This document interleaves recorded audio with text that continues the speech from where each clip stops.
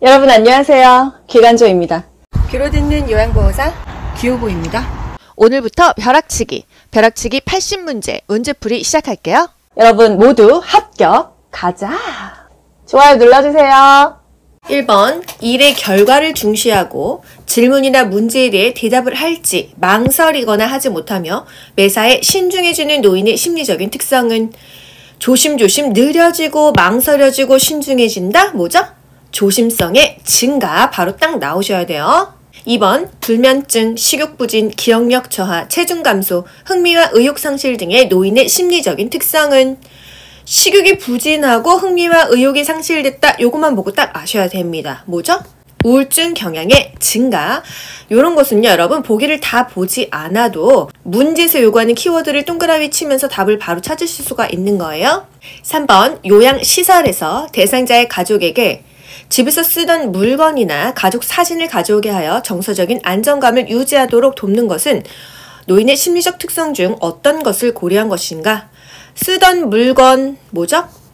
애착심을 고려한 것입니다. 우리 노인의 심리적인 특성에서 친근한 사물에 대한 애착심의 증가 이런 거 배웠어요. 오랫동안 자신이 사용해오던 친근한 사물에 대해서 애착이 강하다고 했죠? 그래서 시설을 입소할 때 물건을 같이 보내면은 마음에 안정이 있다. 안도감, 정서적인 안정감을 느끼고 자기 정체감을 유지할 수가 있다 했습니다. 4번 자신에게 익숙한 습관적인 태도나 방법을 고수하고 익숙한 습관 이렇게 동그라미 치세요. 매사에 융통성이 없어지며 새로운 변화를 싫어하는 노인의 심리적인 특성은 경직되어 있다. 경직성의 증가예요. 경직성이 뭐죠? 굳어있다, 딱딱하다, 튕겨져 나간다, 말랑말랑하지 않다 이거 아닙니까? 노인은 자신에게 익숙한 습관이나 태도, 방법을 고수하죠. 새로운 변화를 싫어하고 무서워해요. 조심스럽습니다. 융통성이 없다 하면은 경직성의 증가예요. 노인의 어떤 심리적인 특성 중에서 가장 대표적인 것이라서 국가고시에도 가장 많이 나왔었죠. 5번 현대사회의 노인과 가족 관계에 대한 설명으로 옳은 것은 1. 조부모들이 손자, 손녀와의 동거 관계를 불편해한다. 2. 기혼 자녀와의 동거가 줄어들면서 혼자 사는 노인이 늘고 있다. 3. 노년기의 형제 자매는 사회적 지지자로서 의미가 없다. 4. 자녀가 직접 노인 부모를 봉양하는 일이 점차 증가하고 있다. 5. 배우자 사별 후 남성 노인이 여성 노인보다 오래 산다. 2번이죠. 기혼 자녀와의 동거가 줄면서 혼자 사는 노인, 독거 노인이 증가하고 있어요. 노년기의 형제 자매는요 사회적인 지지도 되고 어릴 때는 경쟁심이나 갈등이 있었지만요 나이 먹으면서는 상호 이해를 하고 동조성이 강화된다 했습니다. 심리적으로 안정감을 공유한다. 자녀가 직접 노인 부모를 봉양하는 일은 줄어들고 있죠. 배우자 사별 후 누가 더 오래 살아요? 여자가 오래 살죠? 남성이 지금 오래 산다 했으니까 틀렸죠. 여성 노인이 더 오래 산다는 거죠. 조부모들은 손자, 손녀와의 동거를 불편해하는 게 아니라 만족해해요. 그리고 부모 노릇을 할 때보다 더 좋아합니다. 역할에 쉽게 적응을 한다는 거. 조부모는 손자녀에 대해서 책임이 없고 순수하게 애정으로만 감싸줄 수 있잖아요. 그래서 손자녀가 그 조부모님의 아낌없는 사랑을 받으니까 자존감이 올라가죠. 그래서 긍정적인 자아 형성에도 기여할 수가 있다. 6번 노화로 인한 노인의 심리적 변화로 옳은 것은 1. 유연성의 증가 2. 외향성의 증가 3. 조심성의 감소 4. 독립성의 증가 5. 의존성의 증가 신체적 기능이 저하되면서 신체적으로도 의존하게 되고요. 정년퇴임하고 뭔가 돈 벌 수 있는 역할을 상실하니까 경제적으로도 의존하게 됩니다. 중추 신경 조직이 퇴화되니까 정신적으로도 의존하게 되고요. 배우자가 죽거나 이 친구들이 죽으면서 중요한 사람을 상실하게 되면서 사회적으로, 심리적으로, 정서적으로 다른 사람들에게 더 의존하게 됩니다. 7번 배우자 사별에 대한 적응 단계 중 노인이 처음으로 경험하는 정서적인 반응은 1. 소외감 2. 불안감 3. 상실감 4. 정체감 5. 자아 존중감 정답은요? 상실감입니다. 배우자 사별에 대한 적응 단계가 있어요. 첫 번째로는요, 상실감. 일단 배우자가 죽었으니까 굉장히 상실되겠죠? 우울감을 느낍니다. 두 번째로는요, 이걸 받아들이고요. 나 그래도 혼자 살아야겠다 해서 정체감을 갖습니다. 그리고 마지막 단계, 나 혼자 살아야겠다. 내 삶을 적극적으로 개척해 나갑니다. 그래서 인간은 살게 되어 있어요. 처음에는 상실감에 우울에 빠져 있다가요. 두 번째로는 이제 나도 살아야겠다. 정체감을 가지게 되고요. 마지막으로는 혼자 잘 살아보자. 개척하게 된다. 배우자의 사망이 스트레스의 1순위라고 했죠. 8번 현대사회에서 나타나는 노년기의 가족관계 변화 중에 옳은 것은 1. 부부 간의 관계가 동반자로 전환된다. 1번 딱 그냥 답 나오지 않습니까 여러분? 그쵸? 2번 성 역할의 구분이 명확해지고 있다. 3. 노년기 부부 간의 관계의 중요성이 감소되는 게 아니라 증가되고 있다. 4. 부모에 비해 손자녀에 대한 책임감이 강해지지 않죠. 부모가 더 책임감이 강하다. 5. 노년기에 이르면서 형제, 자매와의 경쟁심이나 갈등이 심해지는 게 아니라 서로 사회적으로 지지해준다고 했어요. 9번 노인 부모가 자녀와 근거리에 살면서 부양을 받는 새로운 가족 형태는 국가고시에 정말 2번에 한 번씩 나오는 거 너무 중요한 거 수정 확대 가족이다. 같은 아파트에 살면서 노인을 돌본다? 이런 표현도 나오고 있죠. 근처 살면서 같은 동네에 살면서 같은 아파트 다른 동에 살면서 부모님을 돌보는 게 수정 확대 가족이에요. 노인 부모가 자녀와 근거리에 살면서 자녀의 보살핌을 받는 가족 형태가 수정 확대 가족입니다. 노인을 직접 부양하는 일은 점점 사라지고 있다는 거. 10번 노인이 죽음이라는 현실을 보다 잘 인식할 수 있는 계기가 되는 상황은 1. 배우자의 사별 요거 아닙니까? 2. 경제적 빈곤감 3. 유대감의 상실 4. 자녀의 결혼 5. 은퇴 죽음을 인식할 수 있는 계기가 되는 것은요. 주변에 있는 사람이 죽었을 때예요. 배우자 사별을 계기로 이 죽음이라는 현실을 보다 잘 인식할 수가 있다. 11번 노인 부양 문제의 해결을 위해 노인의 개인적인 대처 방법으로 옳은 것은 개인적인 대처 방법이에요. 1. 노인 요양 보험 확대 2. 사회교육 프로그램 참여 3. 양질의 노인 일자리 개발 4. 노인 복지 정책의 강화 5. 노인 요양시설의 확대 정답은요. 개인적으로 할 수 있는 것은 내가 어떤 프로그램에 참여하는 거가 되겠죠. 나머지는 사회적인 대처 방법이겠네요.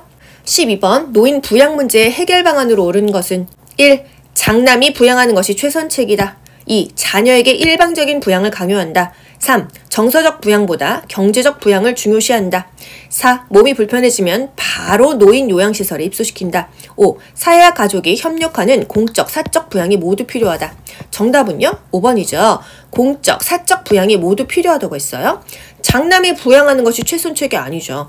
자녀에게 일방적인 부양을 강요할 수는 없죠. 노인 자신, 나 자신도 준비해야 되고 또 가족도 준비해야 되고 사회도 도와줘야 된다 했어요. 정서적인 부양보다 경제적 부양을 중요시한다. 뭐보다 뭐는 아니고요. 그냥 다 중요합니다. 몸이 불편해지면 바로 노인 요양시설에 입소시킨다.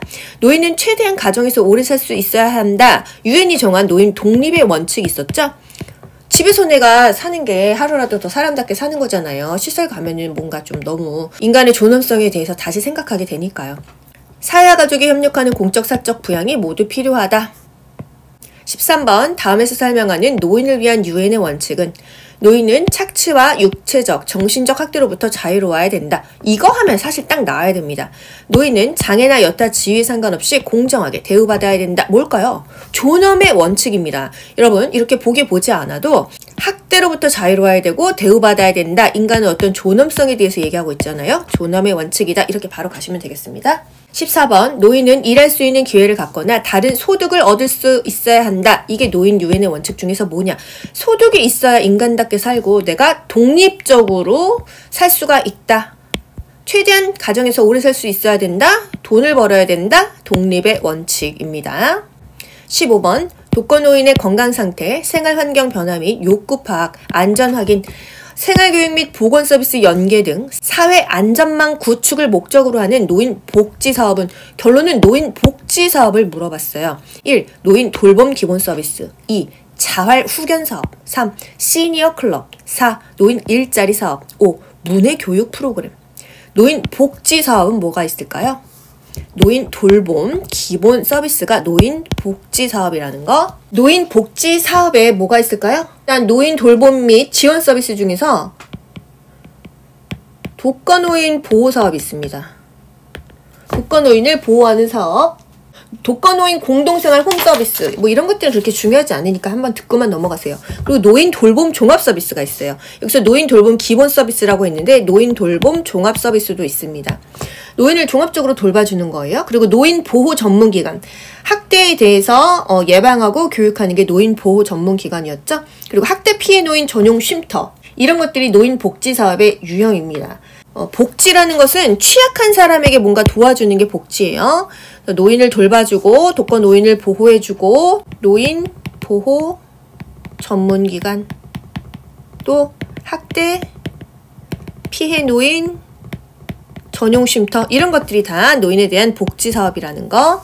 노인 일자리 사업 이런 건 뭐죠? 노인이 사회활동이나 여가활동을 하는 것을 지원해 주는 거예요. 이거는 지원해 주는 것이다. 16번 국제연합 유엔이 채택한 노인을 위한 원칙에 관한 설명으로 옳은 것은 1. 가능한 시설 거주를 권장한다. 2. 경제적 능력에 따라 대우한다. 3. 젊은 세대와 분리된 노인 문화를 형성한다. 4. 교육과 문화 서비스 제공은 최소화한다. 5. 시설에서도 기본적인 자유를 누려야 된다. 정답 5번이죠. 시설 거주를 권장하는 게 아니라 가능한 노인은 가정에서 오래 있어야 된다. 독립의 원칙이었어요. 경제적인 능력에 따라 대우하지 않는다. 인간의 존엄성이 있기 때문이죠. 젊은 세대와 분리된 노인 문화를 형성하나요? 사회에 통합되어야겠죠. 지식과 기술을 젊은 세대와 공유하여야 한다. 참여의 원칙이죠. 교육과 문화 서비스 제공은 최소화가 아니라 많이 해줘야겠죠. 17번 다음 설명에 해당하는 업무를 담당하는 기관은 노인 학대 사례 신고 접수 신고된 시설 학대 사례에 대한 개입 학대 사례에 대한 사례 관리 절차지요. 노인 학대에 관련된 기관 뭐예요? 노인을 보호하는 전문기관, 노인 보호 전문기관입니다. 18번 노인 장기 요양보험 인정 신청을 하였으나 등급 판정을 받지 못했다. 등급 외 ABC형에 해당하는 저소득 노인에게 제공되는 지역사회 연계 서비스는 등급이 없어도 서비스는 받을 수 있었죠. 1. 노인 돌봄 종합 서비스 2. 경로당 활성화 사업 서비스 3. 육아도우미 사업 서비스 4. 노인 일자리 사업 서비스 5. 노인 인권 보호 사업 서비스 정답은요. 노인 돌봄 종합 서비스예요. 노인 돌봄 종합 서비스 우리 교재에 26쪽에 있는데요. 혼자 힘으로 일상생활을 영위하기 어려운 노인에게 가사나 활동을 지원합니다. 또 주간보호 서비스를 제공해요. 신체나 인지기능이 약화됨을 방지해서 안정된 노후 생활을 보장하고 가족의 사회 경제적인 활동을 기반으로 조성하는 사업이 바로 노인 돌봄 종합 서비스가 되겠어요. 대상은요. 만 65세 이상의 노인이면 됩니다. 등급 외 A, B, C 그 형에 해당하는 도움이 필요한 질환자 등 까지도 이 돌봄 서비스를 해줍니다. 19번 다음 중 장기요양급여 대상자로 인정이 가능한 경우로 옳은 것은 1. 관절염을 앓고 있는 64세 남성 2. 혼자서 걸을 수 없는 50세 말기암 여자 3. 파킨슨 질환으로 일상생활이 어려운 55세 남자 4. 난청이 있고 일상생활이 가능한 80세 독거노인 5. 뇌출혈로 쓰러져 병원에서 치료 중인 70세 남자 정답은요. 파킨슨 질환으로 일상생활이 어려운 55세 남자입니다. 장기요양급여 대상자는요. 65세 이상과 65세 미만으로 나뉘죠. 65세 이상은 질병명 상관 있어요? 없어요? 없죠. 65세 이하라고 한다면 미만이라고 한다면 질병명이 노인성 질환이어야 됩니다. 그리고 둘 다 공통적인 거는요. 거동이 불편하고 일상생활이 어려워야 돼요. 일상생활이 어렵다. 일상생활이 가능하니까 무조건 안 돼요. 그리고 병원에서 치료 중이면 이미 공단 혜택을 받고 있기 때문에 이중 혜택은 안 된다. 퇴원하고 된다. 이런 건 답이 안 되는 거죠. 관절염은 노인성 질환이에요? 아니죠. 노인성 질환이 아니면 65세가 넘어야 되는데 64세니까 안 된다. 혼자서 걸을 수 없는 50세 말기 암 여자. 암은요. 노인성 질환 아니죠. 그러면 65세가 넘어야겠죠. 이런 식으로 갑니다. 아시겠죠? 일단 거동 불편하고 일생생활 어려워야 되는 건 다 공통이다. 65세 이상은 질병명 상관없다. 65세 미만이라고 한다면 질병명이 노인성 질환이어야 된다. 노인성 질환, 치매, 뇌졸중, 파킨슨 이어야 된다. 뇌졸중에서는 터지면 뇌출혈, 막히면 뇌경색 이렇게요. 20번 치매, 중풍 등으로 심신에 상당한 장애가 있는 노인에게 가정과 같은 주거 여건과 급식, 요양, 일상생활 서비스 등을 제공하는 입소자 9인 이내의 노인 복지시설은 여기서 포인트는요. 가정과 같은 하고요. 9인 이내입니다. 9인 이내일 때 뭐였어요? 노인 요양 공생이었죠? 노인 요양 공동생활 가정입니다. 입소자가 10인 이상이라고 하면요. 이건 뭐죠? 이거는 노인 요양 시설이에요. 그냥 노인 공동생활 가정과 노인 요양 공동생활 가정이 틀려요. 노인 요양자가 들어가면 일단 아픈 거예요. 아시겠죠?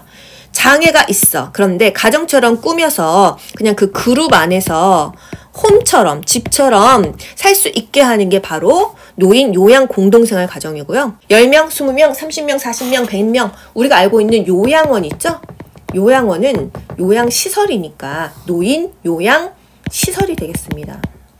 요양원이 노인 요양시설이에요. 그래서 노인 요양자가 꼭 들어가야 돼요. 노인 요양이라는 4글자가 들어가야 됩니다. 그래서 노인 요양 공동생활 가정 입소자가 9인 이내이다. 노인 요양시설 입소자가 10인 이상이다. 이렇게 기억하시는 거예요. 이게 뭔가 어려워도요. 9인 이내이다 하면은 공생이다. 어떤 공생? 노인 요양 공생, 노인 요양 공동생활 가정이다. 이렇게 답을 찾으시면 됩니다. 만약에 입소자가 10명 이상이다 그러면은요. 노인 요양시설이에요. 근데 여기 보기에서 노인 공동생활 가정 하면 아싸 공생 이러면 안 돼요. 요양자가 꼭 들어가야 됩니다. 아시겠죠? 21번 65세 미만자가 앓고 있는 질병 중 장기요양보험 대상자로 인정받을 수 있는 질환은 1. 치매 2. 심부전 3. 고혈압 4. 퇴행성 관절염 5. 당뇨병. 정답은요? 치매죠. 65세 미만일 때는 노인성 질환일 때 장기요양보험 대상자로 인정해준다고 했어요. 노인성 질환 뭐 있죠? 치매, 뇌졸중, 파킨슨. 치매는요 같은 말로 알츠하이머병이라고도 합니다. 그쵸? 뇌졸중은요 막히면 뇌경색, 터지면 뇌출혈이죠. 또 지주막하 출혈이다 해도 요 안에 들어가고요. 중풍이다, 중풍 후유증이다 해도 다 뇌졸중에 들어갑니다. 파킨슨 그리고 진전은 뭐예요? 원하지 않는데 몸이 떨리는 거예요. 이런 병은 노인성 질환이기 때문에 65세 미만자라고 하더라도 장기 요양보험 대상자로 혜택을 주겠다 이거예요. 22번 등급판정위원회의 심의 결과 노인장기요양보험 급여를 받을 수 있는 대상자는 1. 팔이 골절된 60세 남자 2. 당뇨약을 복용하는 60세 남자 3. 혈압약을 복용하는 50세 여자 4. 혈관성 치매를 진단받은 50세 남자 5. 결핵으로 신체활동이 제한적인 60세 여자. 정답은요? 4번이죠. 혈관성 치매예요. 이것도 치매죠. 치매는 나이에 상관없다. 65세 미만이라고 해도 대상자가 될 수 있다고 했어요. 1번 보자고요. 팔이 골절된 60세 남자. 골절이 노인성 질환 아니죠. 60세 남자는 안 된다. 그리고 일시적으로 골절된 거는 혜택이 없습니다. 당뇨약을 복용하는 60세 남자 아니죠. 혈압약 아니죠. 결핵은요. 노인성 질환은 일단 아니에요. 신체 활동이 제한적이다 하면은 혜택 받으려면 65세가 넘어야겠죠. 65세 이상은 질병요양을 묻지 않는다. 65세 미만이라고 한다면 노인성 질환이어야 된다 이거예요.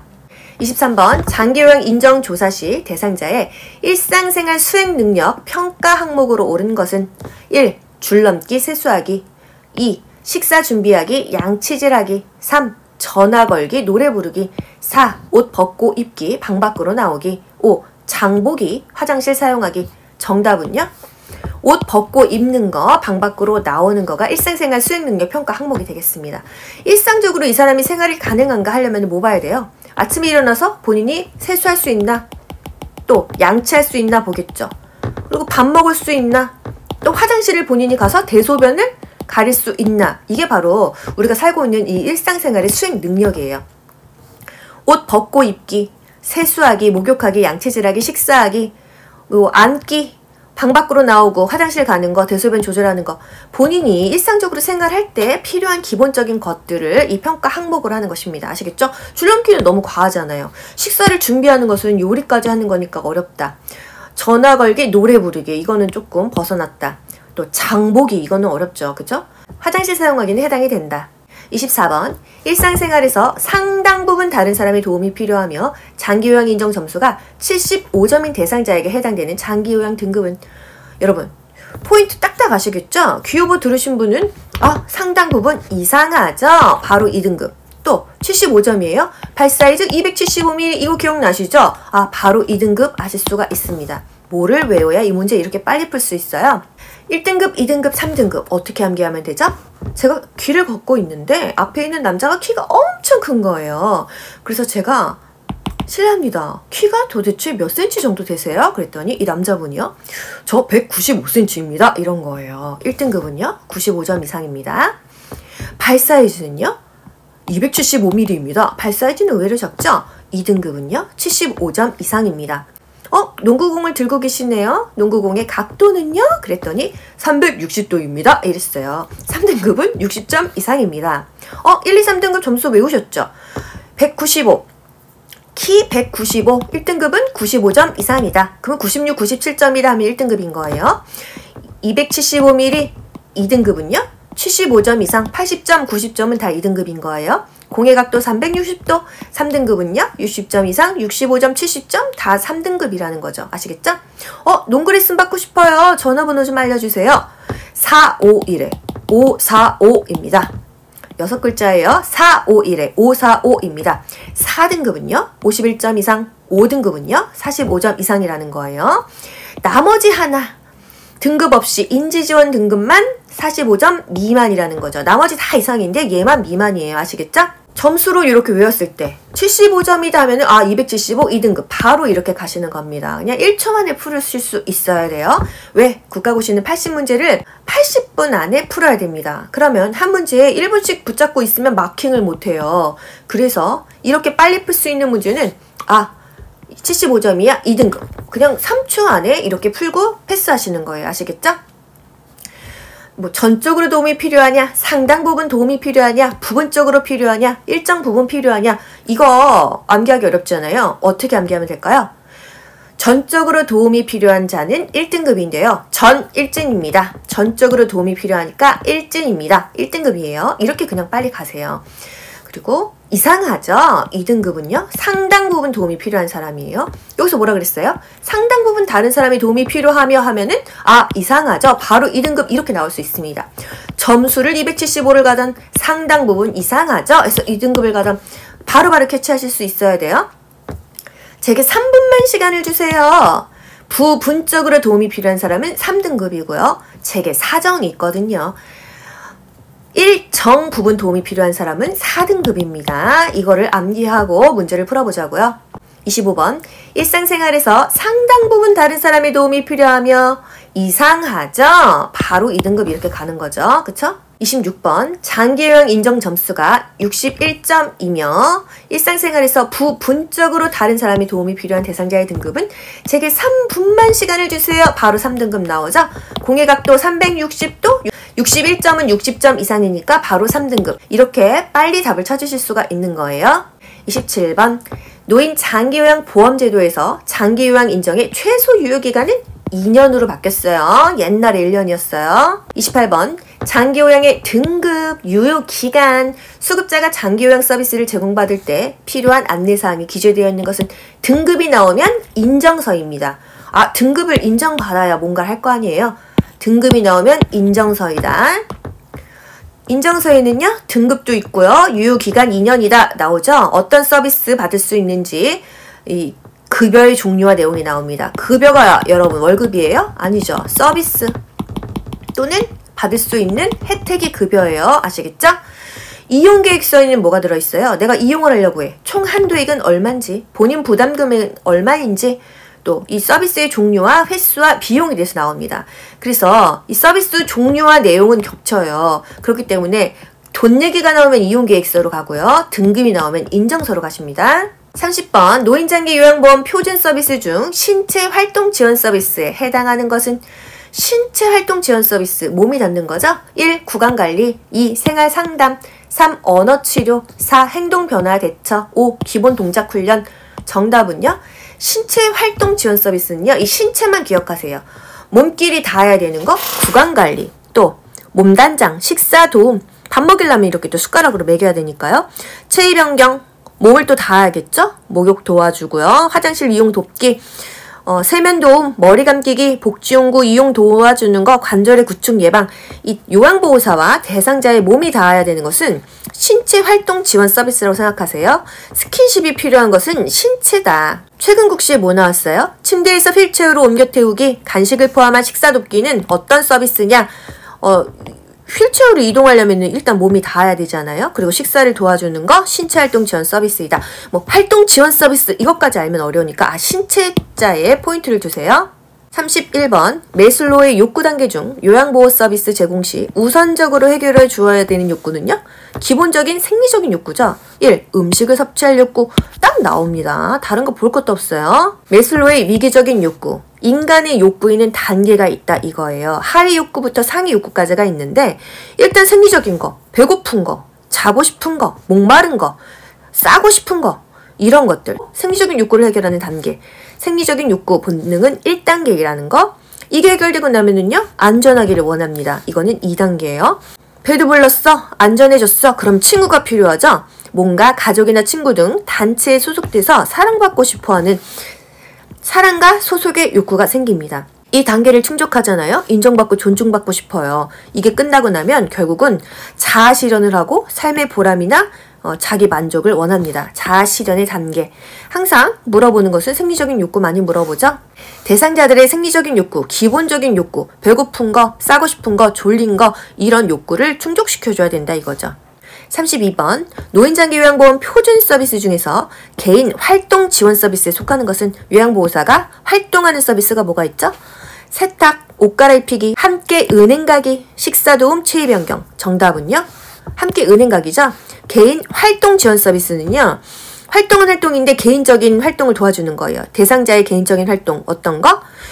요양보호사 혼자 밖에 나가서 하는 것도 있고요. 대상자와 요양보호사가 같이 나가는 게 있어요. 외출 시에 동행, 요양보호사와 대상자가 같이 나가는 겁니다. 은행, 관공서, 병원 같은 데를 갑니다. 또 요양보호사 혼자 가는 거요. 약 타러 가거나 은행 또 가주고요. 물건 사러 가고 관공서를 이용합니다. 대상자의 요구가 있다면은 업무 관계자와 연결한다. 이런 것들이 국가고시 빈출 지문입니다. 집안이라는 거는요. 일상적인 생활이에요. 33번 노인장기 요양보험 표준 서비스 중에서 일상 생활 지원 서비스에 속하는 것은 집안일이죠. 목욕도움, 말바타기, 외출 시에 동행, 옷 갈아입히기, 청소 및 주변 정돈. 정답은요. 집안일 해주는 게 일상 생활 지원 서비스입니다. 34번 노인장기 요양보험 표준 서비스 중 행동 변화 대처에 해당하는 내용은 뭐죠? 신체활동 지원 서비스, 일상 생활 지원 서비스, 개인 활동 지원 서비스, 정서 지원 서비스, 치매관리 지원 서비스. 행동 변화를 대처하려면은요. 치매관리 지원 서비스가 되겠어요. 이 치매 대상자는요. 양치질 안 한다고 하면은 그래도 시켜야 되잖아요. 식사 안 한다고 그러면 좀 이따 먹이죠? 목욕하지 않는다고 하면 이것도 미뤘다가 하잖아요. 이런 행동의 변화에 따라서 대처하는 것은요. 치매 관리 지원 서비스이다. 35번 노인장기 요양보험 표준 서비스 중 기능 회복 훈련 서비스의 내용으로 옳은 것은 이동도움, 식사도움, 화장실 이용 돕기, 작업치료, 체위 변경. 기능 회복을 하려면은요. 어떤 치료가 필요하다. 작업 치료가 되겠습니다. 36번 요양보호사가 제공하는 정서 지원 서비스 중 의사소통 도움에 해당하는 것은 말벗, 격려, 위로, 생활상담, 편지 대필 뭐죠? 편지를 대필해 주는 게 그 대상자의 의사소통을 도와주는 거예요. 정서 지원 서비스에서 의사소통을 도와주는 것은 편지 대필이다. 이것도 과거 국가고시였죠. 말벗, 격려, 위로, 상담, 의사소통하는 것은 다 정서 지원 서비스이다. 외출 시 동행, 일상 업무의 대행, 개인 활동 서비스죠. 집안이라는 거, 일상 생활이죠. 스킨십이 필요한 거, 신체 활동이죠. 37번 요양보호사의 업무 중 옳게 짝지어진 것은 신체 활동 지원 서비스, 말벗, 격려, 위로, 생활 상담. 2. 정서 지원 서비스, 화장실 돕기, 몸단장하기. 3. 일상 생활 지원 서비스, 목욕 서비스. 4. 개인 활동 지원 서비스, 약타기, 은행 방문, 관공서 업무 대행. 5. 방문 목욕 서비스, 취사 청소. 정답은요? 개인 활동 지원 서비스 요거죠? 약타기, 은행 방문, 관공서 업무 대행. 이게 개인적인 활동을 도와주는 거예요. 화장실 돕기, 몸단장하기 이런 거는 다 스킨십이 닿아야 되니까 신체활동 지원 서비스죠. 취사, 청소, 세탁 이런 거는 뭐예요? 일상적인 생활인 거예요. 38번 치매 대상자가 혈압이 높은데도 목욕을 하겠다고 하는 경우 어떻게 해야 될까요? 1. 혈압약을 복용한 후 바로 목욕한다. 2. 대상자의 가족에게 허락받고 목욕시킨다. 3. 샤워보다는 통목욕으로 한다. 4. 목욕 시간은 1시간 이내로 한다. 5. 혈압이 높을 때 목욕을 하면 위험함을 알린다. 정답은요. 혈압 높을 때 목욕하면 위험한 거예요. 혈압약을 복용한 후 바로 목욕하는 것도 위험합니다. 약발이 바로 안 들잖아요. 그쵸? 대상자의 가족에게 허락을 받는 건 아니죠. 가족이 뭘 알아요. 그죠? 통목욕 위험하다. 목욕 시간은 1시간 이내 아니죠. 항상 목욕 시간 짧았잖아요. 통목욕도 통에 들어가 있는 시간은 5분이고 전체 목욕 시간은 20-30분이었습니다. 길게 하면 감기 걸릴 수 있고요. 목욕하면 혈압이 오른대요. 제가 며칠 전에 이제 사우나를 가가지고서는 거기서 땀도 막 빼고 마사지도 받고 그날 혈압이 진짜 많이 올랐더라고요. 그래서 왜 혈압 오를 때 목욕하거나 사우나 가지 말라 그러는지를 알겠어요. 혈압이 높을 때는 목욕이 위험하다는 거예요. 혈액순환 너무 갑자기 급격하게 될 수 있으니까요. 39번 치매 대상자가 속옷을 갈아입으려고 하지 않을 때 어떻게 해야 될까요? 이유를 알아본다. 강제로 갈아입힌다. 뭐 하지 않는다고 뭐 협박한다. 혼자 갈아입으라고 한다. 자녀에게 갈아입히라고 말한다. 정답은요. 갈아입지 않으려는 이유를 알아본다. 이유를 묻는 게 아니에요. 묻는 건 아니죠. 묻지 않는다. 이거랑은 다른 거예요. 왜 갈아입지 않으려고 하는가? 뭐 밑에 똥을 찌렸나? 창피해서 그런가? 아픈가? 이유는 알아봐야 된다는 거죠. 강제로 갈아입히지 않습니다. 갈아입지 않으면 밥 안 줄 거예요. 이렇게 협박하는 거 아니죠. 혼자 갈아입지 못해요. 항상 치매 대상자는 함께 있어줘야 되지 혼자 하는 건 없어요. 자녀에게 갈아입히라고 말하나요? 아니죠. 40번 치매 대상자가 입맛이 없다면서 식사를 거부할 때 어떻게 하죠? 식욕 촉진제를 준다? 음식을 강제로 떠먹인다? 평소 좋아하는 음식을 제공한다? 식사할 때까지 옆에서 기다린다? 5번이 없네요. 평소 좋아하는 음식을 제공한다. 이게 정답이 되겠습니다. 41번 장기요양 인정 점수가 61점이며 하면 사실 딱 나와야 됩니다. 공의 각도는 360도 해서 60점 이상이면은 3등급이다. 이렇게 그냥 바로 푸시면 돼요. 일상생활에서 부분적으로 다른 사람이 도움이 필요한 대상자의 등급은 제게 3분만 시간을 주세요 해서 바로 3등급 나왔죠. 등급 점수 아직도 암기 못하신 분 설마 없으시죠? 걸어가고 있는데 앞에 있는 남자가 키가 엄청 큰 거예요. 그래서 제가 키를 물어봤죠. 저 실례합니다. 키가 몇 cm시죠? 195cm입니다. 발 사이즈는요? 275mm입니다.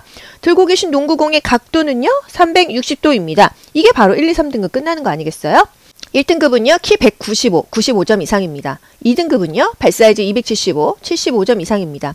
3등급은요. 공의 각도 360도, 60점 이상입니다. 아시겠죠? 이렇게 해서 61점이며 하면은 60점 이상이야. 그러면은 3등급이지 이렇게 바로 아실 거고요. 제게 3분만 시간을 주세요. 3분만 부분적으로 도움이 필요하다고 하면은 3등급 바로 아셔야 돼요. 그럼 전적으로 도움이 필요한 경우는요. 전 일진입니다. 1등급이에요. 이상하죠? 상당 부분 도움이 필요하다고 하면 2등급이에요. 42번 노인장기요양보험 표준 서비스 중 개인활동 지원 서비스에 속하는 것은 1. 세탁, 2. 옷 갈아입히기, 3. 함께 은행 가기, 4. 식사도움, 5. 체위 변경. 정답은요? 외출 시에 동행, 일상 업무의 대행, 함께 은행 가기가 개인적인 활동을 도와주는 서비스예요. 외출 시의 동행은요. 요양보호사 대상자가 같이 나가는 거예요. 은행 가고 관공서 가고 병원을 갈 수 있겠죠? 일상 업무의 대행, 요양보호사 혼자 대신해서 약 타고 은행 가고 물품 사다 주고 관공서 가는 것이 되겠습니다. 대상자의 요구가 있을 때에는 업무 관계자와 연결한다. 이런 것까지가 국가고시에서 원하는 키워드예요. 43번 노인장기요양보험 급여 중 서비스 중 본인 부담금에 관한 설명으로 옳은 것은 비급여 항목은 50% 부담하나요? 복지용구 비용은 본인이 몇 % 부담할까요? 재가급여 비용은 본인이 몇 프로 부담하죠? 국민기초생활수급권자는 본인 부담금이 없다. 의사소견서 발급 비용은 본인이 몇 %를 부담한다. 여러분 이거 아셔야 되거든요. 정답은요. 국민기초생활수급권자는 본인 부담금이 없다. 요건 맞아요. 단 비급여 항목이라고 한다면은 본인이 전액 부담해야 되는 거예요. 1번 비급여 항목은 본인이 몇 프로 부담했었죠? 전액을 부담한다. 퍼센트가 아니에요. 2번 복지용구 비용은 본인이 몇 프로 부담하죠? 복지용구 대여하거나 구매하는 것은 재가급여잖아요. 재가급여는 15%다. 재가급여 비용은 본인이 15%를 부담한다. 그러니까 재가급여라고 나오면 15% 바로 아는데 복지용구 비용이 뭐야? 재가급여에 뭐가 있어요? 방문요양, 방문목욕, 주야간보호, 단기보호, 기타 재가급여, 복지용구 구매하거나 대여하는 게 있잖아요. 방문요양은 본인 부담금이 15%이다 하면 맞아요? 틀려요? 맞죠? 방문 목욕도 15%이다 하면 맞죠? 주야간 보호 15%이다. 재가급여가 요거라는 걸 아셔야 돼요. 의사소견서 발급 비용은요. 본인이 15% 부담합니까? 20% 부담하는 거예요. 소견서 발급 비용이나 방문 간호지시서 발급 비용은 20%를 부담합니다. 장기요양보험의 재원은 어디서 조달하죠? 등급받은 사람들 무슨 수로 이렇게 혜택을 줄까요? 일단은요, 본인 부담금이 재가급여는 15%고요. 시설급여는 20%예요. 나라에서 조세로 20% 대주고요. 나머지는 그동안 건강보험공단에서 받았던 보험료 60에서 65%로 충당을 한다 이거예요. 국민기초수급관자는 본인 부담금이 없다. 단, 비급여 항목은 본인이 전액 부담한다. 국민건강보험공단은 청구된 비용을 심사한 후에 지급한다. 44번. 재가 대상자가 명절 음식을 만들어달라고 요구할 때 올바른 대처 방법은 사실 보기 안 봐도 딱 나오죠? 안 됩니다. 업무 범위가 아닙니다. 이렇게 대답하는 거예요. 아시겠죠? 명절 음식 차리기 등은 요양보호 서비스 업무 범위가 아니라고 설명한다. 이게 잘 맞는 답이고요. 별도의 비용을 지불하면 가능합니다. 이건 틀렸죠. 대상자의 병이 다 나으면 만들어준다고 한다. 관리 책임자에게 허락받고 만들어준다고 한다. 원칙상은 안 되지만 특별히 만들어준다고 한다. 현실에서는 사원도 가능하지만 우리가 이론적으로 국가고시 볼 때는요. 그것은 요양보호 업무 범위가 아니라서요. 명절 음식까지는 만들어드릴 수가 없어요. 이렇게 대답해야겠죠? 45번. 거동이 불편한 대상자가 은행에 가서 고액의 돈을 인출해달라고 부탁했을 때 올바른 대처 방법은 어떻게 해야 될까요, 여러분? 보기를 일단 보지 않고 머릿속에서 어떻게 하는 거지? 생각을 먼저 하시면서 보기를 보셔야 돼요. 문제를 굉장히 빨리 푸는 연습을 하셔야 됩니다. 80문제를 80분 안에 다 풀고 마킹까지 다 하려면요. 한 문제를 3, 40초에 푸셔야 돼요. 아시겠죠? 고액의 돈을 인출해달라고 했어. 어떻게 할까? 가족에게 동의를 구하거나 이 대상자랑 함께 가는 게 좋은데 거동이 불편하다고 했으니까 뭐가 답이 될까요? 동료 요양보호사와 함께 간다. 요양보호사 혼자 가서 인출해온다. 대상자의 가족과 함께 가서 인출한다. 무리는 없죠. 고액의 은행 업무는 본인과 함께 가야 한다고 설득한다. 거동이 불편해가지고 부탁하는데 설득하면 뭐예요? 그죠? 정중하게 거절한다. 이건 아니라는 거죠. 대상자의 가족과 함께 가서 인출한다. 이거 과거 국가고시에 나왔던 문제예요. 46번. 냉장고에 음식이 상한 것을 발견했을 때 대처 방법으로 옳은 것은 이 문제 역시 보기 보지 않아도 뭐예요? 허락받고 버린다. 이겁니다. 요양보호사 임의로 버리는 게 아니에요. 1번. 버리고 나서 대상자에게 설명합니까? 아니죠. 2번. 먹을 수 있도록 가열해둔다. 이미 상했는데 가열한다고 이게 원상복구 되는 거 아니죠. 3번. 상한 부분만 버리고 냉장고에 넣는다. 현실에서는 이렇게 하기도 하는데 우리가 국가고시 용어로 또는 실질적으로 이렇게 하지는 않는다는 거. 4. 냉동실에 넣고 얼린다. 이미 상한 거 얼리면 뭐합니까? 5. 대상자에게 알리고 즉시 폐기한다. 정답 5번 되겠어요? 47번. 대상자가 서비스 시간 이외에 자주 전화하여 이런저런 푸념을 할 때 요양보호사의 대처 방법은 이거 역시 보지 않아도 답이 뭐예요? 그러시면 제가 좀 힘들어요. 이렇게 이해시켜줘야 되는 거 아니겠어요? 그쵸? 1번. 업무 시간 외에는 전화를 받지 않는다. 2번. 대상자를 이해하며 전화를 받아 끝까지 들어준다. 나 지금 다른 대상자 집에서 일하고 있는데 어떻게 전화를 끝까지 받아주겠어요? 그쵸? 3번. 상황을 파악한 후 개인적으로 해결해준다. 개인적으로 해결하는 거 없습니다. 4번. 이야기를 들어주고 추가 서비스료를 받는다. 5번. 서비스 시간 외에는 통화가 어려움을 이해시킨다. 이렇게 하는 게 좋아요. 서비스 나가 있는 그 3시간 또는 4시간 동안만 혜택을 받는다는 것을 인지시켜주는 게 좋습니다. 간단한 통화 정도는 가능하지만은 이런저런 푸념을 자꾸 들어주면은 내 일이 힘들어진다. 48번. 대상자가 요양보호사에게 약 사러 가는 길에 아들 운동화도 사다 달라고 부탁을 할 때 어떻게 해야 돼요? 가족 거까지는 사다 드릴 수가 없어요. 이렇게 대답해야 되지 않겠습니까? 그런 답은 뭐예요? 1번. 다음에 올 때 운동화를 사다 주겠다고 말한다. 2번. 대상자가 직접 관리 책임자에게 요청하게 한다. 3번. 관리 책임자에게 보고한 후 운동화를 사다 준다. 4번. 가족에게 대상자의 약과 아들 운동화를 사오게 한다. 뭐 시키는 건 아니잖아요. 5번. 가족의 물품은 사다 줄 수 없다고 설명한다. 요양보호 업무는요. 어르신, 대상자 업무만 할 수가 있어요. 그래서 가족 것까지는 저희가 할 수 없게 되어 있습니다. 원칙을 설명하면 됩니다. 49번. 요양보호사가 서비스 제공 시 지켜야 할 기본 원칙으로 옳은 것은 1. 대상자의 상태를 관찰하면서 서비스를 제공한다. 무리 없지 않나요? 2. 치매 대상자는 보호자 동의 없이 서비스를 제공한다. 3. 사고가 발생한 경우에는 가족에게 보고한다. 4. 서비스 제공 중 응급 상황이 발생하면 알아서 처치한다. 5. 대상자 가족과 의견이 상충될 시에는 마찰을 피하고 요구를 들어준다. 정답은요? 대상자의 상태를 관찰하면서 서비스를 제공해야겠어요. 50번. 요양보호사의 올바른 대처 방법은 대상자가 이렇게 말했습니다. 며느리가 들어온 후 아들과도 사이가 멀어졌어. 친척들한테 말해도 며느리 편만 들어서 속상해. 어떻게 해야 돼요? 속상하셨구나. 이 정도 공감만 해주는 거예요. 신경 쓰지 말라고 말한다. 옳고 그름에 대해서 판단하며 말해준다. 자신의 경험을 비추어 이해를 시킨다. 이야기를 들어주되 가족관계에 깊이 관여하지 않는다. 아들에게 대상자의 마음 상태를 알려준다. 어떻게 하는 거예요? 이야기는 들어주지만 가족관계에 깊이 관여하지 않고요. 판단하지 않습니다. 아시겠죠? 너무 깊이 개입했다가 또 욕먹어요. 항상 중용을 지켜야 되는 거예요. 그쵸? 51번 요양보호사가 제공할 수 있는 서비스로 옳은 것은 1. 관장 2. 드레싱 3. 혈압 측정 4. 비관 삽입 5. 관절의 구축 예방. 정답은요? 관절의 구축 예방이죠? 혈압 측정 뭐 별것도 아닌데 하지 않습니다. 이거는 간호조무사 또는 간호사급에서 합니다. 관절의 구축 예방. 구축이 뭐죠? 근육이 오그라든 상태, 이게 바로 구축입니다. 뇌졸중 환자, 뭐 계속 같은 자세로 있거나 또 누워있는 라상 환자, 퇴행성 관절염 환자, 손가락, 뭐 팔꿈치, 발 이런 데가 굽어요. 화상 환자 같은 경우도 마찬가지고요. 그래서 체위 변경을 잘 해줘야 되고요. 관절이 구축되는 것을 예방하기 위해서 적어도 하루에 한두 차례 관절 운동도 해줘야 된다. 또 적절한 자세를 유지해준다. 이런 것들이 바로 관절의 구축 예방이고요. 요양보호사가 할 일입니다. 요양보호사는 의료행위를 하나요? 하지 않습니다. 흡인, 비관 삽입, 관장, 도뇨, 욕창관리, 투약을 포함한 귀지 제거 하지 않나요? 경구약, 외용약은 제외한다. 경구약은 뭐예요? 입으로 먹는 게 경구약이에요.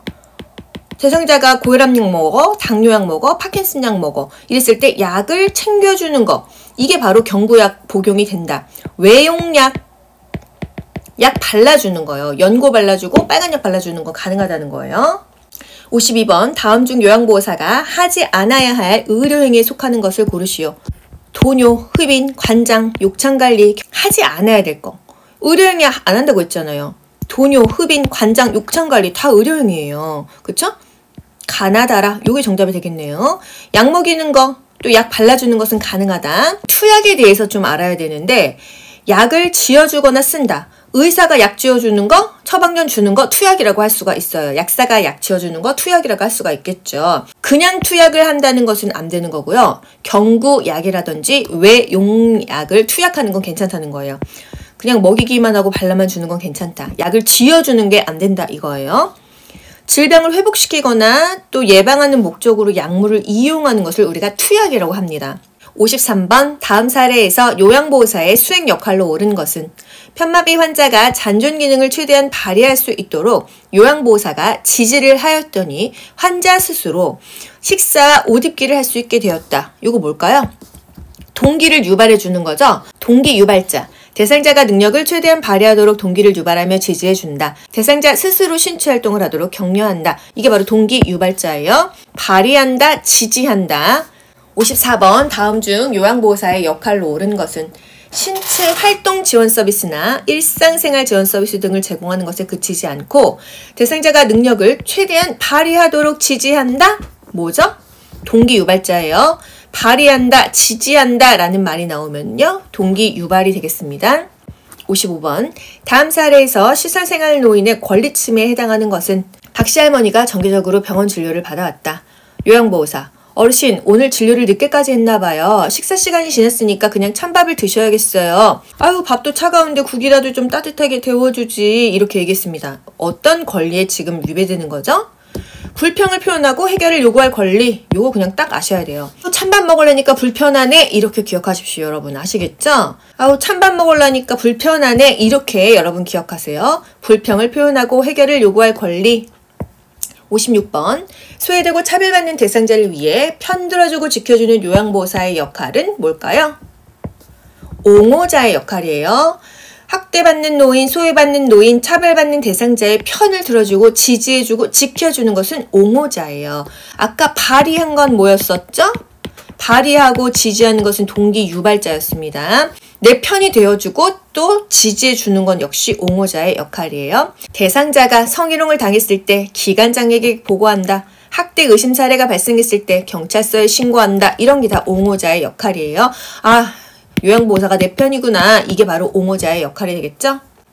57번 다음 사례에 해당하는 노인학대 유형은 어머니가 화장실에서 넘어져 엉덩이의 통증을 호소하며 며칠 동안 누워있는데 아들은 병원에 모시고 갈 생각을 않고 방 안에 방치하였다. 이거 뭐죠? 방임이죠. 그죠? 방임은요. 일단 노인이 집 안에 있습니다. 그쵸? 유기는요. 노인이 집 밖에 있어요. 이렇게 구분을 하면 문제 풀기가 좀 수월합니다. 노인에게 필요한 의식주, 의료를 적절히 제공하지 않았다. 지금 노인이 다쳤는데 넘어졌는데도 어디 있어요? 방 안에 그냥 두었어요. 방임으로 보시면 되겠습니다. 틀니, 보청기, 돋보기, 지팡이, 휠체어 제공하지 않았죠? 그냥 생활 관련 업무를 다 방치해버렸죠? 이거는 방임으로 보시면 되겠어요. 58번 다음 노인학대 유형은 늦은 저녁 식사를 하고 소파에 앉아 쉬고 있는 시어머니께 에이 꼴 보기도 싫은데 빨리 방이나 들어가지 왜 거기 앉아있는 거야? 죽치고 앉아있지 말고 빨리 들어가요. 소리를 질렀다. 이거 뭐죠? 정서적인 학대죠. 말로 사람 죽이는 거예요. 그죠? 정서적으로 고통을 주는 게 바로 정서적인 학대입니다. 언어적 또는 비언어적 행위를 통해서 노인을 무시하고 투명인간 취급하고 말을 걸지 않거나 대화하지 않는 것입니다. 시설로 보내버릴 거야, 내쫓아버릴 거야 이렇게 협박하는 거 정서적인 학대이다. 59번 요양보호사의 직업윤리로 옳은 것은 1. 대상자 가족의 의견에 따라 서비스를 제공한다. 2. 대상자의 자기 결정을 최대한 존중한다. 3. 대상자의 개인정보를 동료 요양보호사와 공유한다. 4. 근무 중 발생한 사고는 가족에게 먼저 알린다. 5. 요양보호사의 판단만으로 서비스를 제공한다. 정답은요. 대상자의 자기 결정을 최대한 존중하는 게 요양보호사의 직업윤리가 되겠어요. 대상자 가족의 의견에 따라 제공하는 게 아니죠. 대상자 본인이 가장 중요해요. 대상자의 개인정보 공유하면 안 되죠. 비밀 유지해야 된다. 근무 중 발생한 사고는요. 시설장에게 먼저 알려야 돼요. 요양보호사의 판단만으로 절대 서비스를 제공하지 않는다. 요양보호사의 직업윤리 중요하죠. 전문 지식과 기술을 습득한다. 지속적으로 지식을 습득한다. 정해진 원칙과 절차에 따라서 서비스를 제공한다. 대상자의 의견을 물으는 서비스를 제공한다. 대상자가 집에 없다면 메모를 남기고 가지 방에 들어가지는 않는다. 업무상 알게 된 개인정보는 비밀 유지를 한다. 대상자의 의견을 묻고 시행한다. 대상자의 인권을 존중한다. 서비스 내용을 정확하게 기록한다. 업무 중 알게 된 동료의 학대 행위를 신고한다. 이런 것들이 굉장히 중요하죠. 60번 다음에서 파악되는 노인학대 유형으로 옳은 것은 의료처치 또는 약 복용 등의 치료 행위를 거부한다. 노인 스스로 의식주 관련 행위를 거부함으로써 생명이 위협받는다. 스스로 하는 것은 뭐죠? 자기 스스로예요. 셀프죠. 자기 스스로 스스로를 방임하는 게 바로 자기 방임이 되겠습니다. 61번 요양보호사의 윤리적 태도로 옳은 것은 1. 대상자의 권리를 지켜주고 존중한다. 2. 요양보호사의 편의를 위해 일회용 제품을 사용한다. 3. 대상자가 없어도 방에 들어가서 요양보호사의 할 일을 하고 나온다. 4. 서비스 우선순위를 요양보호사가 주관적으로 결정한다. 5. 대상자의 욕구보다 요양보호사의 편의를 중시한다. 정답은요? 1번 대상자의 권리를 지켜주고 존중한다. 이게 요양보호사의 윤리적 태도로 옳은 방법이죠.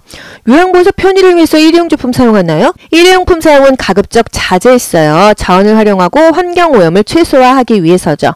3. 대상자가 없어도 방에 들어가서 요양보호사의 할 일을 하고 나와요. 없으면 방에 들어가지 않는다. 메모를 남기고 온다 했어요. 4. 서비스 우선순위를 요양보호사가 주관적으로 결정하나요? 대상자 위주로 우선순위를 짜고요. 확실하지 않으면 보고합니다.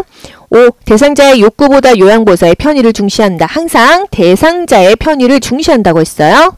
62번 다음 중 요양보호사의 직업윤리 원칙으로 올바른 것은 1. 대상자에게 복지용구 구매를 알선한다. 2. 대상자의 요구 시 별도의 서비스 계약을 한다. 3. 대상자의 요청이 있으면 타 기관에 의뢰한다. 4. 방문 일정 변경 시 사전에 대상자에게 양해를 구한다. 5. 대상자의 권리보다는 시설의 운영 규칙을 우선시한다. 정답은요. 4번이죠. 방문 일정이 변경됐다고 하면은 사전에 양해를 구해야겠죠. 대상자에게는 복지용구 구매를 알선하지 않고 정보만 제공한다고 했어요. 대상자가 요구했어 별도의 서비스를 계약하는 게 아니라 보고해야겠죠. 대상자의 요청이 있으면 타 기관에 의뢰하는 게 아니라 우리 센터에 의뢰해야겠죠. 우리 기관장님에게 보고합니다. 5. 대상자의 권리보다는이 아니에요. 항상 대상자의 권리가 우선시된다. 63번 요양보호사의 윤리적 태도로 옳은 것은 1. 대상자와 같은 종교를 믿으면 더욱 친밀하게 대한다. 2. 방문일을 변경해야 하는 경우 당일 대상자에게 알린다. 3. 서비스 중 급한 용무는 대상자에게 양해를 구하고 다녀온다. 4. 제공된 요양보호 서비스 내용을 정확히 기록한다. 5. 대상자에게 복지용구를 대여하거나 구입을 권유한다. 정답 딱 나오죠? 4번입니다.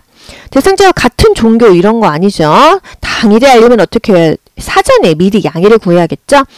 대상자에게는 복지용구 대여나 구입을 권유하지 않고 정보만 제공합니다. 64번 요양보호사의 윤리적인 태도로 옳은 것은 1. 대상자가 등급 판정을 받도록 유도한다. 2. 대상자에게 복지용구 구매를 알선한다. 3. 방문 일정 변경 시 사전에 대상자에게 양해를 구한다. 4. 대상자의 등급에 따라 대상자를 선택한다. 5. 대상자의 요청이 있으면 타 기관에 의뢰한다. 정답 뭐죠? 방문 일정이 변경되었다면 사전에 양해를 구해라. 이게 바로 옳은 방법이 되겠습니다. 등급 판정 유도하지 않죠? 대상자에게 복지용구 구매에 알선 안 하고 정보만 제공합니다. 등급에 따라서 대상자를 선택할 수가 없어요. 대상자의 요청이 있으면 우리 기관에 의뢰해야겠죠? 65번 요양보호 업무 중 법적 소송에 휘말리지 않기 위한 방법으로 옳은 것은 1. 서비스 내용과 방법이 확실하지 않으면 상식선에서 판단한다. 2. 서비스 계획 수립 시 대상자의 요구는 배제한다. 3. 대상자의 상태 변화를 세심하게 관찰하여 기록한다. 4. 시설장이나 간호사에게 보고한 내용은 따로 기록하지 않는다. 5. 대상자가 학대받고 있다고 의심되면 동료와 의논하여 해결한다. 정답이요. 대상자의 상태 변화를 세심하게 관찰하여 기록한다. 이게 좋은 방법이죠. 서비스 내용이나 방법이 확실하지 않아. 그럼 어떻게 해야 돼요? 상식선에서 판단하면 안 되고 센터에 도움을 청해야겠어요. 보고해야겠죠? 요양보호사가 임의로 판단하지 않는다. 그러다가 사고 나면 큰일 나요. 서비스 계획 수립 시 대상자의 요구를 가장 우선시한다. 시설장이나 간호사에게 보고한 내용은 따로 기록하지 않나요? 제공된 요양보호 서비스는 항상 정확하게 기록해야 된다고 했어요. 대상자가 학대받는다고 의심되면 어떻게 해요? 동료와 의논하지 않고 항상 보고하거나 신고하면 되겠습니다. 66번 법적, 윤리적 태도를 위한 요양보호사의 태도로 옳은 것은 1번 등급 판정이 나올 수 있도록 유도한다. 2번 서비스 제공은 정해진 원칙과 절차에 따른다. 3번 제공된 요양보호 서비스는 중요한 내용만 기록한다. 4번 서비스 방법이 확실하지 않을 때는 동료와 상의하여 해결한다. 5번 사고 발생 시 대상자의 보호를 위해 발설하지 않는다. 정답은요? 서비스 제공은 정해진 원칙과 절차에 따른다. 무리가 없어요. 사고가 발생했어요. 그러면은 이 대상자의 무슨 인적사항이라든지 병원에 입원해야 되는 기록이 있는데 저는 비밀을 유지해야 됩니다 하고 발설하지 않으면 안 되겠죠. 위급하거나 특별한 상황에서는 이 대상자의 병력을 말해야 되겠죠. 만약에 대상자가 당뇨 환자였어요. 저혈당으로 쓰러져 있을 수 있잖아요. 근데 환자 비밀 누설하면 안 된다고 119 왔는데 당뇨였다는 거 얘기 안 하면 안 되죠. 협심증이어서 평소에 니트로글리세린 드셨어요. 이런 거 얘기해야 될 거 아니에요. 그쵸? 67번 대상자로부터 본인 부담금 면제를 강요받은 경우 대처법은 이거 불법이에요. 이게 답이에요. 그쵸 여러분? 1. 형편이 어려우면 요양보호사가 대신 납부한다. 2. 불법임을 설명하고 안 된다고 말한다. 이게 가장 적합합니다. 별도의 서비스를 추가로 제공한다. 수수료를 받고 면제받을 수 있도록 해준다. 본인 부담금을 면제받을 수 있는 다른 기관을 소개해준다. 항상 원칙대로 하는 게 가장 좋습니다. 불법이에요. 안 돼요. 이렇게 말하는 거예요. 68번 시설에서 목욕 서비스를 제공하던 중 대상자가 갑자기 가슴을 만지는 경우 대처 방법은 대상자 본인의 가슴을 움켜쥐는 줄 알았더니 요양보호사 가슴을 만지는 거예요. 어떻게 해야 돼요? 단호하게 거절을 해야죠. 1. 화를 내면 목욕을 중단한다. 2. 시설장에게 정신적 피해 보상을 요구한다. 대상자의 가족에게 알리겠다고 말한다. 대상자의 사생활을 보호하기 위해 알리지 않는다. 치밀해서 그러는 거라고 이해하며 넘어간다. 정답은요? 대상자의 가족에게 알리겠다고 말한다. 이게 가장 적합한 거예요. 성적 행동을 못하도록 단호하게 하는 것입니다. 화내지 않는다고 했어요. 치밀해서 그러는 거라고 이해하고 넘어간다? 우리는 보살입니까? 아니죠. 69번 요양보호사가 물건을 들어 올릴 때 허리를 보호하는 자세는 뭘까요, 여러분? 여러분 안녕하세요. 미스코리아 귀여보입니다. 기억하셔야 돼요. 무릎을 굽히면서 일어나고 허리는 꼿꼿이 편다. 이거 기억하면서 이런 문제 푸셔야 됩니다. 1번 무릎을 펴고 무게중심을 높인다. 2번 몸의 무게중심을 낮추고 지지면을 좁힌다. 3. 물건을 최대한 몸 가까이 위치해 들어 올린다. 4. 물건을 든 상태에서 허리를 돌려 방향을 전환한다. 5. 양손으로 물건을 들어 올릴 때는 허리를 구부리고 들어 올린다. 정답 뭐죠? 물건을 최대한 몸 가까이 위치해서 들어 올린다. 신체 역학의 원리에 의해서 물건을 양손으로 들어 올릴 때 허리는 펴고 무릎은 굽히라고 했어요. 허리는 꼿꼿이 펴고 무릎만 굽히라고 했어요. 물체는 최대한 몸 가까이, 특히나 가슴에서 허리 사이에 위치하는 것이 힘을 적게 들이면서도 잘 활용할 수가 있다는 거예요. 무릎은 펴는 게 아니라 굽혀라. 무게중심은 낮춰라. 몸의 무게중심은 낮췄다. 맞았죠? 지지면은 넓힌다. 물건을 든 상태에서 허리를 돌리는 게 아니라 발을 종종 발을 돌립니다. 양손으로 물건을 들어 올릴 때는 허리는 구부리고 들어 올린다. 허리는 펴는 거예요. 항상 허리는 펴라. 무릎만 구부려라. 안녕하세요. 미스코리아 귀여보입니다. 무릎만 이렇게 숙이는 거예요. 70번 대상자의 보호자가 사용했던 기저귀의 재사용을 요구할 때 대처 방법은 그러면은 이 어르신한테 안 좋습니다. 안 돼요. 이렇게 하는 거잖아요. 그죠? 재사용의 해로운 이유를 설명하고 새 기저귀를 사용한다. 보나마나 요게 답 아니겠습니까? 그쵸? 소변을 본 기저귀는 말려서 재사용한다. 세균이 있거나 습할 수 있어요. 다른 가족에게 확인한 후 요구를 들어준다. 옳지 않은 일이라 응대하지 않는다. 요양보호사의 사비로 기저귀를 구매하여 사용한다. 정답은요? 이건 해로워요. 이렇게 말하는 거예요. 기저귀 재사용 요청 시 또는 일회용 마스크 재사용 요청 시 대상자의 건강에 굉장히 해롭습니다. 나중에 더 힘들어져요. 이렇게 설명하는 거죠. 71번 요양보호사가 옴에 감염된 대상자에게 서비스를 실행한 후 겨드랑이에 물집이 생기고 가려움이 있을 때 치료 방법은 옴 뭐예요? 동시에 치료한다. 이게 세 글자가 중요합니다. 1번 24시간 내에 예방접종을 한다. 2번 얼굴을 포함한 전신에 옴 치료 연고를 바른다. 3. 엑스레이를 찍어 감염 여부를 확인한다. 4. 자연 치유됨으로 그냥 놔둔다. 5. 요양보호사 동거하는 가족까지 동시에 치료를 받는다. 요게 답입니다. 옴 연고는 얼굴까지는 안 발랐었죠. 목까지만 발랐었죠. 동시에 치료한다. 요게 키워드가 되는 거예요.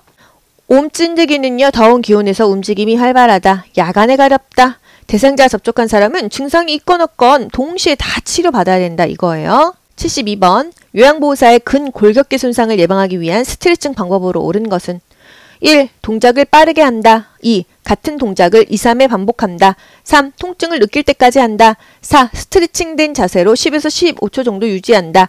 5. 동작과 동작 사이를 쉬지 않고 계속한다. 정답은요. 유지하면은 10에서 15초라는 거죠. 근골격계 질환 정말 국가고시에 많이 나와요. 유지는 10에서 15초인데 같은 동작은 5에서 10회, 동작과 동작 사이에는 5에서 10초 정도 쉰다.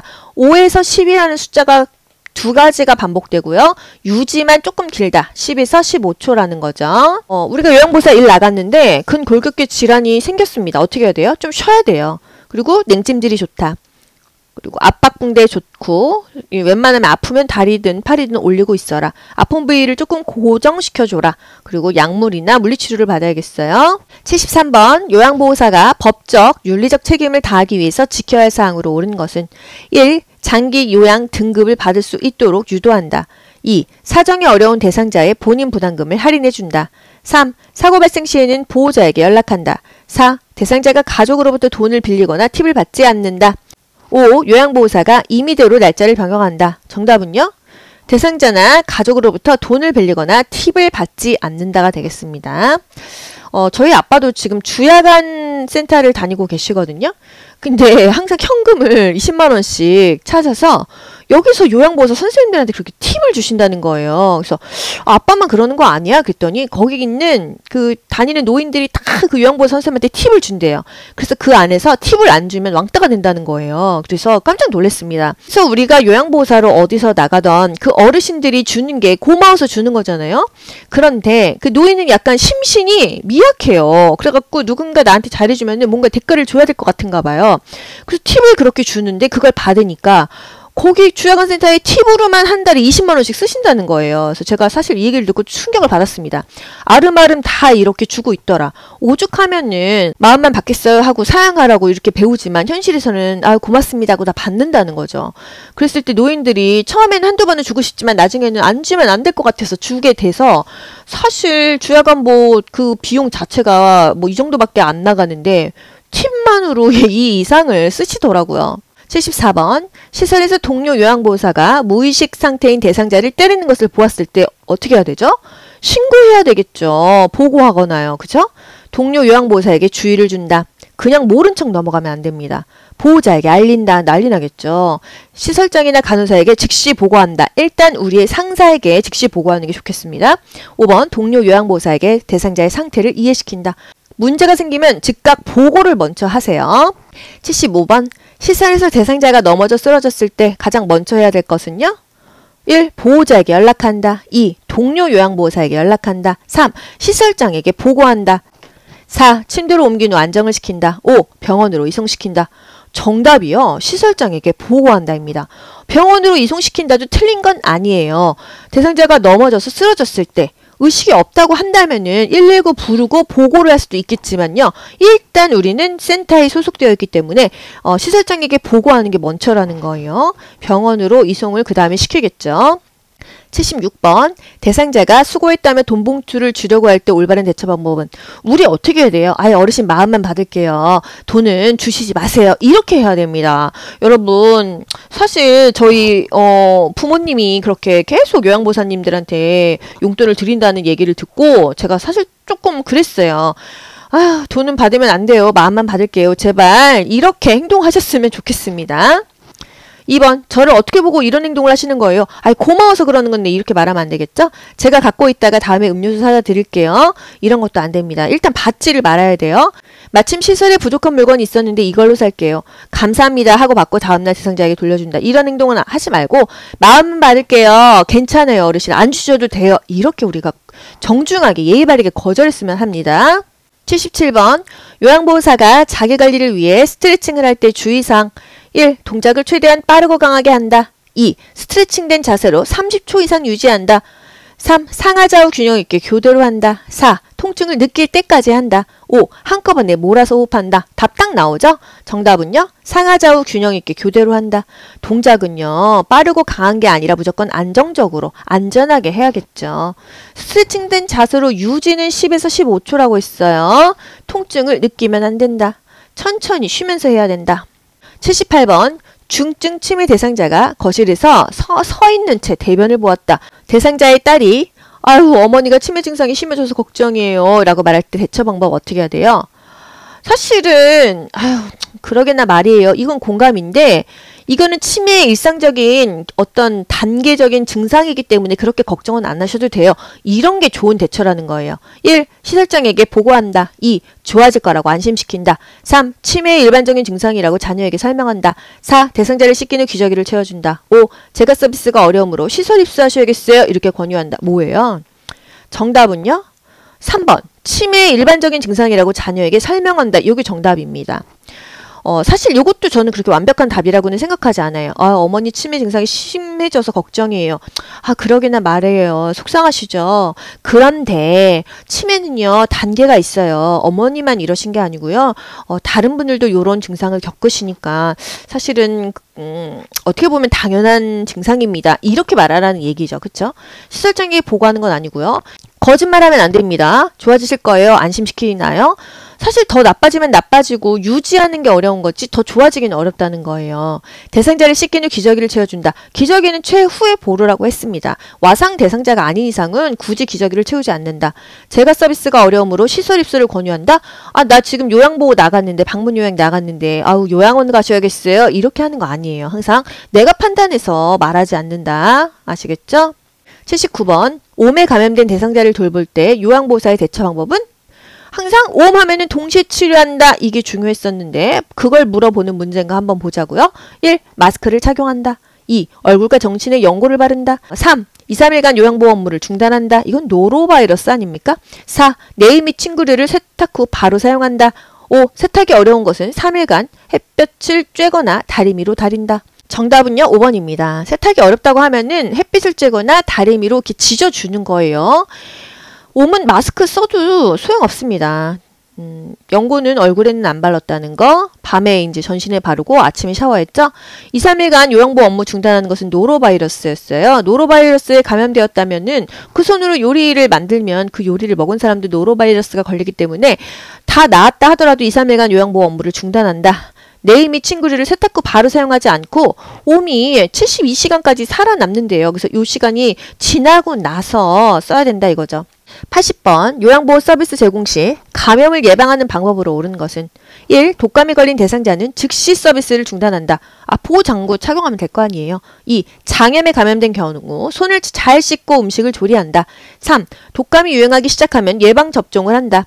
4. 결핵균에 감염된 대상자는 보호장구를 착용 후 돌본다. 5. 온벌레에 감염된 대상자만 치료를 받는다. 정답은요. 결핵균에 감염된 대상자는 보호장구를 착용 후 돌본다. N95 마스크, 또 마스크, 장갑 기본이고요. 가운까지 착용하고 돌보면 좋겠습니다. 우리가 결핵균에 감염돼도 보호장구를 착용하고 돌보래요. 하지만 안 되는 거? 풍진, 수두 대상자, 임신한 요양보호사라고 한다면 풍진이나 수두 대상자한테 옮으면 아기가 선천성 기형아가 생기기 때문에 안 된다는 거죠. 독감에 걸린 대상자 즉시 서비스 중단할 필요 뭐 있어요? 그때도 마찬가지로 보호장구를 착용하면 된다. 독감이 유행하기 시작하면 예방접종을 했나요? 10, 11, 12월에 독감 접종을 하는 거죠. 인플루엔자 접종을 10, 11, 12월에 받는다. 5문요? 이 대상자만 치료받는 게 아니라 접촉했던 모든 사람이 동시에 치료한다 이거였어요. 결핵 대상자 접촉했어요. 요양보호사는 감염 여부를 위해 검사를 한다. 병원이나 보건소를 방문해서 검사를 한다. 다 같은 말이에요. 말이 바뀌어가면서 국가고시 계속 나오기 때문에 변형된 기출 지문을 알려드리는 겁니다. 2주에서 1개월 이후에 엑스레이 검사를 통해 감염 여부를 확인한다. 일정 기간이 지난 후 감염 여부를 확인한다. 다 맞는 말이에요. 아시겠죠? 결핵은 호흡기 질환이에요. 물건은 같이 써도 된다 안 된다? 된다는 거. 결핵균은 햇볕에 약해서 직사광선을 쪼이면 몇 분 있다가 죽는다. 결핵 대상자의 가래가 묻은 휴지는 반드시 따로 처리한다. 격리 폐기물 통에 버린다. 또 독감은요. 1년에 한 번 예방접종을 맞습니다. 1년마다 맞죠? 인플루엔자, 독감에 걸렸다고 한다면 항바이러스제를 사용한다. 이것도 최근 국시에 나왔어요. 노로바이러스, 오염된 음식을 먹고 걸렸다. 증상이 회복돼도 2, 3일 있다가 요양보호 업무를 해라 이거예요. 옴, 동시에 치료한다. 증상이 있거나 말거나 동시에 치료한다. 이게 바로 옴이에요. 수두나 풍진의 증상이 있는 대상자와 접촉을 피해야 됩니다. 누가? 임신한 요양보호사가요. 아시겠죠? 감염성 질환은요. 보호장구를 착용하고 접촉을 해야 됩니다. 노로바이러스는 2, 3일 후고요. 독감이 걸렸다고 하면은 7일은 쉬어야 돼요. 이때 또 옮길 수 있으니까요. 여러분 모두 합격. 가자. 안녕. 좋아요 눌러주세요. 귀로 듣고 고득점 합격하는 비결이 귀요보에 있습니다.